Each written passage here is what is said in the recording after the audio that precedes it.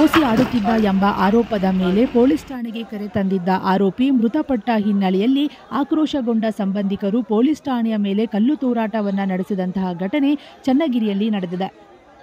ಟಿಪ್ಪು ನಗರದ ನಿವಾಸಿ ಆದಿಲ್ನನ್ನ ಸಂಜೆ ಪೊಲೀಸ್ ಠಾಣೆಗೆ ಕರೆ ತಂದಿದ್ದಾರೆ.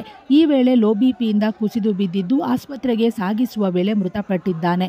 ಈ ವಿಷಯ ತಿಳಿಯುತ್ತಿದ್ದಂತೆ ಠಾಣೆಯ ಮುಂದೆ ನೂರಾರು ಸಂಖ್ಯೆಯಲ್ಲಿ ಸಂಬಂಧಿಕರು ಜಮಾಯಿಸಿ ಠಾಣೆಯನ್ನ ಧ್ವಂಸಗೊಳಿಸಿದ್ದಾರೆ. ಆದಿಲ್ ಸಾವಿಗೆ ಪೊಲೀಸರೇ ಕಾರಣ, ಇದು ಲಾಕಪ್ ಡೆತ್ ಎಂದು ಆರೋಪಿಸಿ ಪೊಲೀಸರ ವಿರುದ್ಧ ಘೋಷಣೆಗಳನ್ನು ಕೂಗಿದ್ದಾರೆ. ಪ್ರತಿಭಟನಾಕಾರರನ್ನ ನಿಯಂತ್ರಿಸಲು ಪೊಲೀಸರು ಅಶ್ರುವಾಯುವನ್ನು ಸಿಡಿಸಿ ಲಘು ಲಾಠಿ ಪ್ರಹಾರವನ್ನು ನಡೆಸಿದ್ದಾರೆ. ಸದ್ಯ ಪರಿಸ್ಥಿತಿ ಹತೋಟಿಯಲ್ಲಿದ್ದು ಹಿರಿಯ ಅಧಿಕಾರಿಗಳು ಸ್ಥಳದಲ್ಲಿ ಮೊಕ್ಕ ಮೂಡಿದ್ದಾರೆ.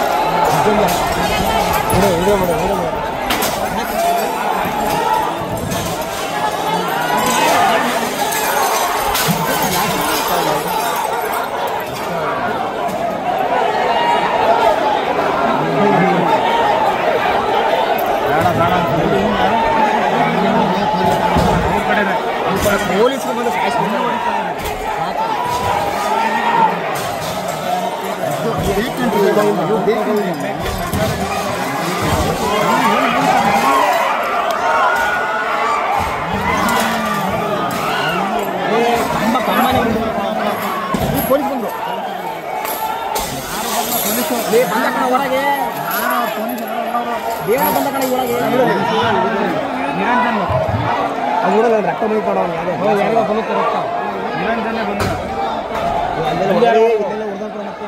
ಅಲ್ಲಿ